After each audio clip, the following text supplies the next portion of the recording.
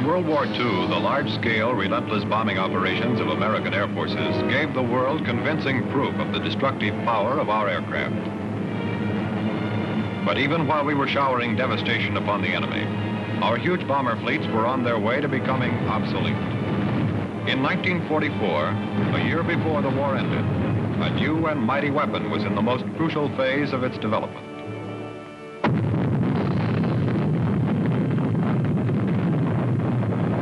A year later, in 1945, this weapon, the atomic bomb, became a reality.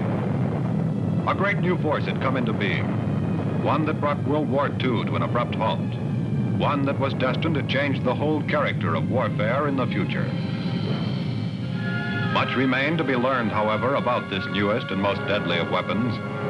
So a long and elaborate series of tests was planned and undertaken by the armed services of the United States, in close cooperation first with Manhattan District, and later, after 1947, with the Atomic Energy Commission. In 1946, Bikini Atoll in the Marshall Islands was the scene of the first of these tests. This was Operation Crossroads.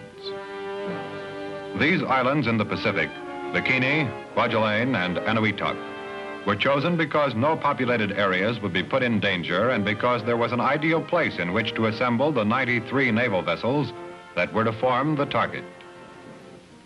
When we arrived at the islands, we saw signs of the heavy fighting that took place here. Little Japanese cemeteries reminded us of those terrific battles. Coming into Eniwetok Island in the weeks preceding the bomb drop were many C-54s, bringing men, supplies, and technical equipment. Operation Crossroads was to be a scientific experiment on a vast scale, both in the quantities of materiel and in the number of personnel. Many thousands of us, from all the armed services and civilian experts, were needed at the islands for the tests. Our air arm had the responsibility not only for logistics, but also for furnishing men and aircraft for the bomb drop, for gathering weather data aloft, for air rescue, for air photography of every phase of the operation, and for operating cloud sampling drones. Kwajalein was the base for our Crossroads B-29s. We needed them in many ways. Every one of them had an important assignment, and all were going to be aloft at H-hour on Able Day. Another chapter in the long and honorable history of the B-29. It was another B-29, the Outlaw, that brought General Curtis LeMay to the islands. He was then Deputy Chief of Air Staff for Research and Development. General LeMay is greeted by Brigadier General Roger Ramey, commander of the Army Air Forces Task Group under Major General William E. Kepner, Deputy Commander for Aviation for the whole operation. Major Woodrow P. Swancutt, aircraft commander of Dave's Dream, the B-29 that is going to drop the test bomb, holds a final inspection of his crew just before takeoff.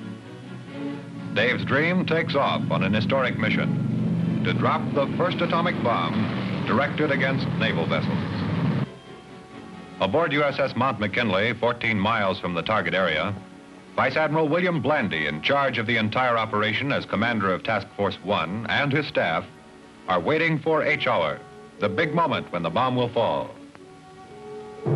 Dave's Dream, aloft and ready. Major Swancutt is at the controls, all set as his men are, for the bomb run when he gets the word. Major Harold E. Wood, the bombardier, ready to bring to a climax many months of preparation by a great many people. With Dave's Dream airborne, it's time for the B-17 drones to take off. They will be sent through the cloud mass after the detonation to pick up samples for radioactivity tests. At first, the drones are under control from the ground. Soon, the motherships will take over. Operation Crossroads combined all the features of a full-scale military operation and the conditions of a laboratory experiment of imposing proportions. The ground control pilot now turns the drones over to the mother aircraft. And there she is, More of the B-17 drones are moved toward the target area. The beeper pilot in the nose of the mother aircraft can see on his TV scope right into the cockpit of the drone. When he moves the control stick in the mothership, the controls in the drone respond. Two C-54s and 8 B-29s are aloft as photographic planes. The big blast is going to be well recorded. Converging on the target, which consists of battleships, cruisers, carriers, destroyers, submarines, merchantmen, and landing craft. Nearly time now for the bomb drop.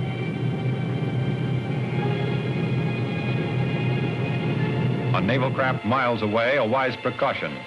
H-hour is here.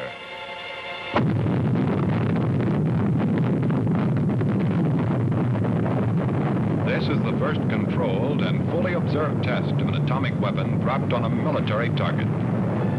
The bombs dropped on Japan had ended a war, but we still lacked scientific information on blast pressure, heat, light, and radioactivity. About 8 minutes after the detonation of the Able Day bomb, the B-17s begin their run through the dangerous mushroom cloud. This is the sort of testing possible only under controlled conditions and after elaborate preparations. The drones are a complete success. After their runs through the atomic cloud, they return to base, controlled by mother planes from a distance up to 8 miles. Although the bomb drop was not a bullseye, 5 ships were sunk, one of them a cruiser, and there was heavy damage to many others. We had plenty of evidence that an A-bomb could effectively attack naval formations. Able Day was to be followed by Baker Day, when a submarine blast sank other ships of the target fleet. Operation Crossroads proved again that nuclear weapons had vitally changed the character of warfare. The B-17 drones returned still under control of the mother aircraft.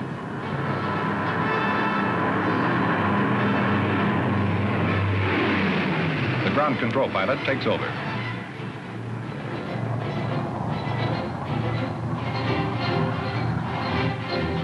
The landings couldn't be better, even if pilots were aboard the aircraft.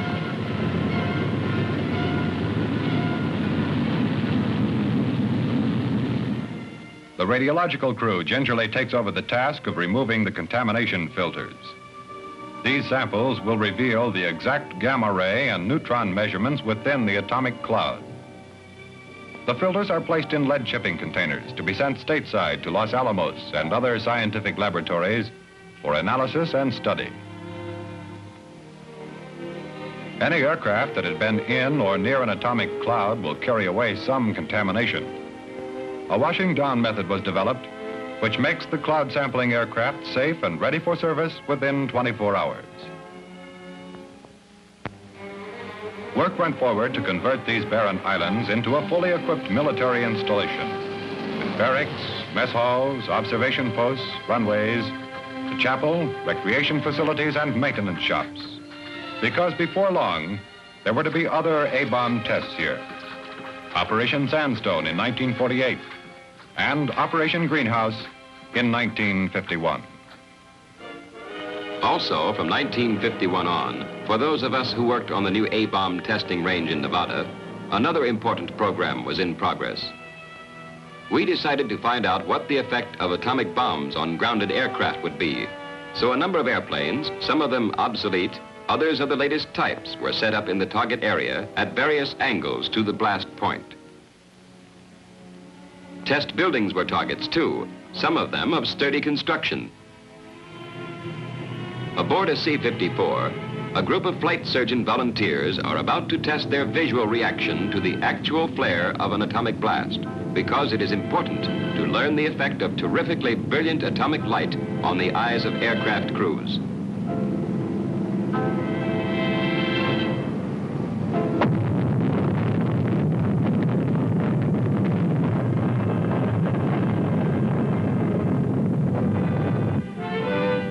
Examination proved that none of the flight surgeons suffered any permanent eye damage.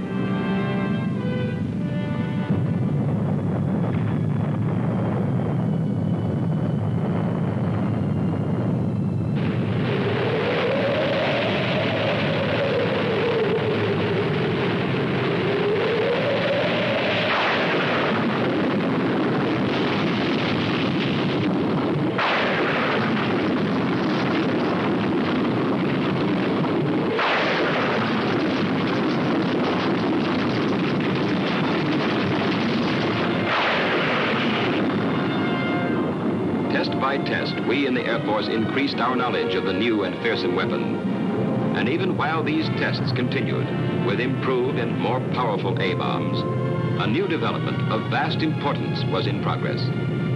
In January 1950, it was revealed that President Truman had directed the Atomic Energy Commission to continue its work on a weapon of even more overwhelming destructive force, the thermonuclear or hydrogen bomb.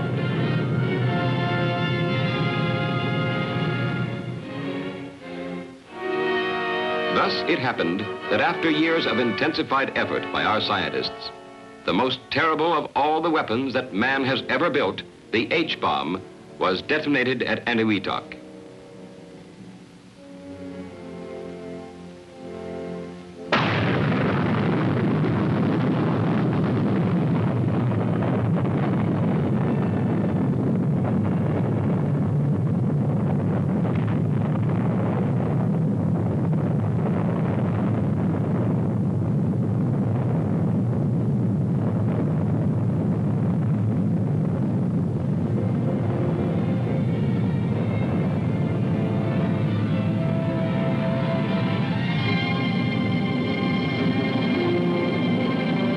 Let us hope that the time never comes when we must use it. But if that time does come, the men, the machines, and the know-how will all be a part of the readiness of the United States Air Force.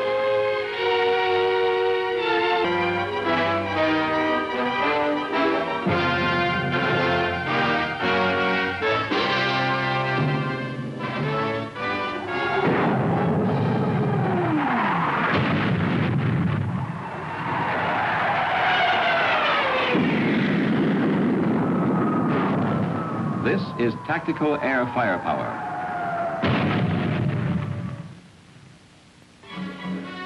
It was born in World War I. It was immediately effective.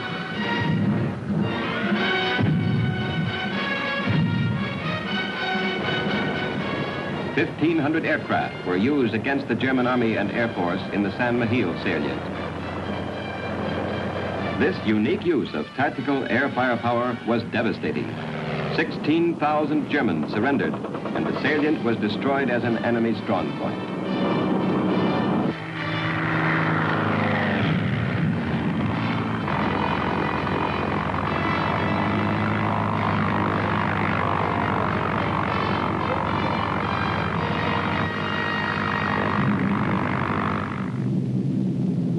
North Africa, World War II. Greatly improved fighters and fighter bombers smashed targets in close support of ground forces. Controlled by ground commanders down to division and corps level, tactical aircraft were employed chiefly against immediate objectives of individual ground units. Enemy airfields, supply lines, and communications were only occasional targets. This uncoordinated use of tactical air firepower assisted the advance of a few surface forces, but was unsuccessful in speeding the movement of the overall Allied force, which suffered constant attack from German aircraft. A new doctrine, established jointly by Allied military leaders, placed all air forces under the control of a highly placed air commander. This enabled massing tactical air firepower for use where and when it was most needed.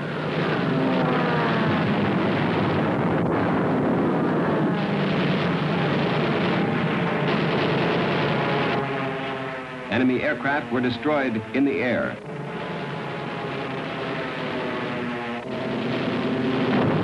On the ground, far behind the lines. Hostile troop concentrations, transport, supply lines, communications, ammunition dumps, all were pulverized. This firepower helped pave the way for the advance of the overall Allied ground forces. 3 months after the new doctrine was implemented, all Axis elements in North Africa had surrendered.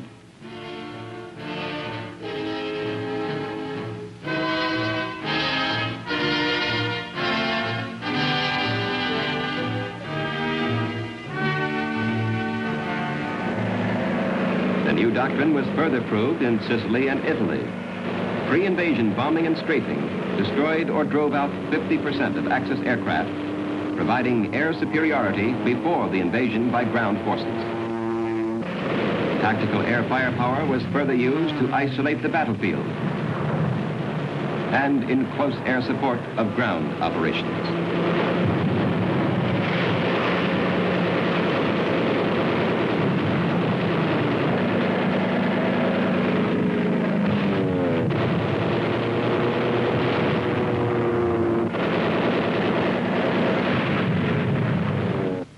The German theater commander in Italy, Field Marshal Kesselring, had this to say: "The Air Force was constantly attacking our supply lines and always kept close on our heels. If the Anglo-American Air Forces had not been in Tunisia, Sicily, and Italy, the German forces would never have retreated there."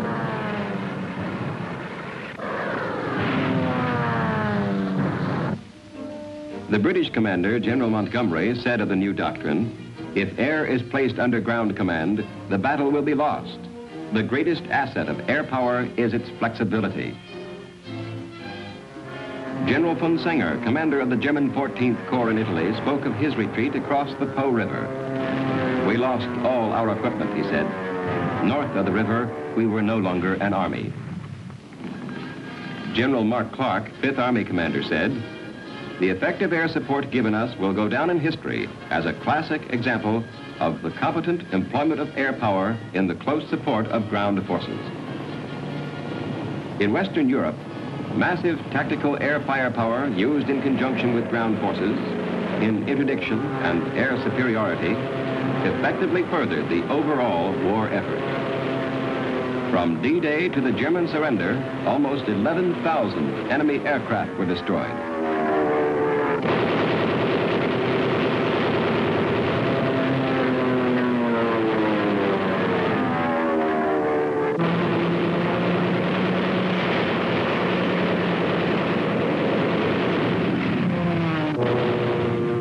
Over 60,000 vehicles smashed, 4,500 tanks and armored vehicles, 43,000 railroad cars, bridges, 360 of them, gun emplacements, 11,000 buildings flattened.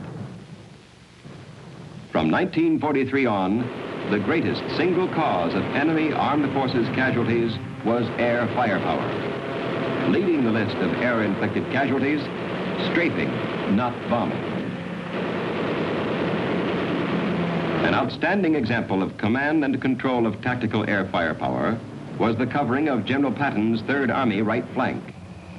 So effective was the devastating firepower of the 19th Tactical Air Command that 19,000 Germans surrendered without opposing Patton's ground forces.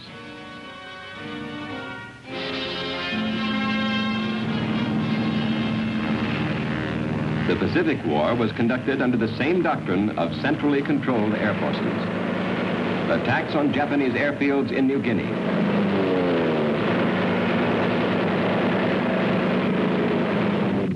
the bombing of bases in the Bismarck archipelago, and the attack upon shipping in the Bismarck Sea and surrounding waters were instrumental in the final victory.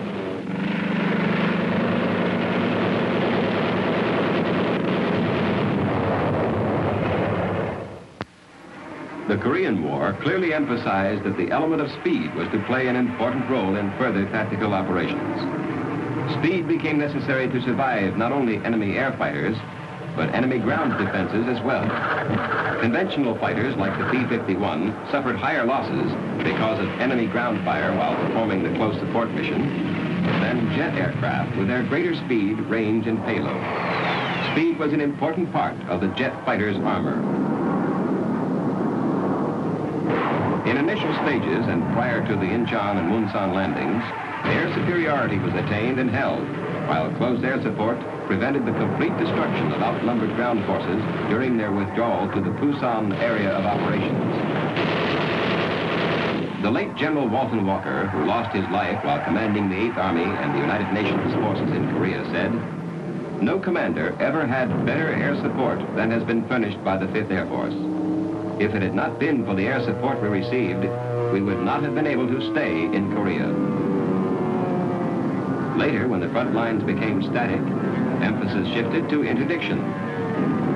During the entire Korean action, centrally controlled tactical air forces annihilated over 145,000 men, 74,000 vehicles, 800 tanks, and 7,000 gun emplacements. 3 American soldiers were killed on the ground by enemy air action. Tactical fighters capable of maneuvering at sub and supersonic speed can strike several targets with pinpoint accuracy on a single mission. Their speed and multiple ordnance load capability represent a quantum jump in fighter effectiveness since World War II.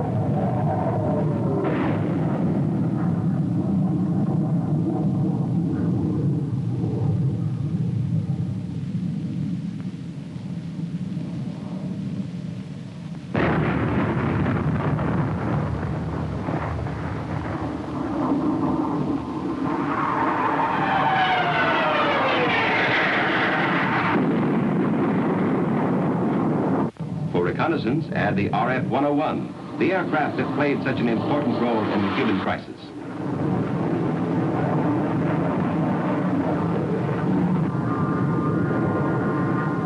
Speed will continue to be of the utmost importance in tactical fighter operations. High speed and effective tactics still provide the best means for a fighter aircraft to defend against air and ground defenses. One of the most difficult problems to encounter is air defense weapons, which are completely mobile and difficult to target. Future developments will make the relation of speed to survivability even more important. Air Force aircraft must deliver the greatest possible firepower in the shortest possible time.